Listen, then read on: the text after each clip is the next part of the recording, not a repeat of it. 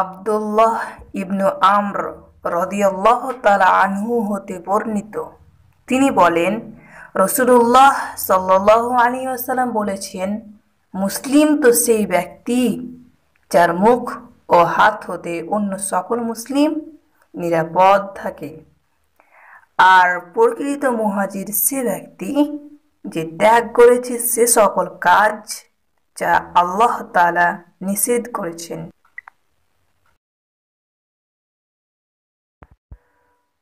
সহিহ Bukhari 10, সহিহ মুসলিম 40, Mishkat 6, নাসাই 4996।